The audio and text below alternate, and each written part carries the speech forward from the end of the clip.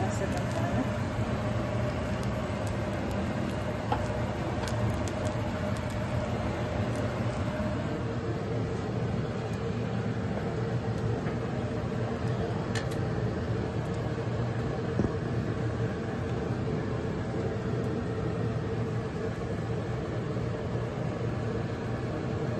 ये हो गया है हमारा चीला रेडी।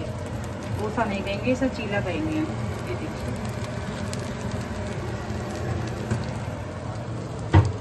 चटनी है, ये दूध है और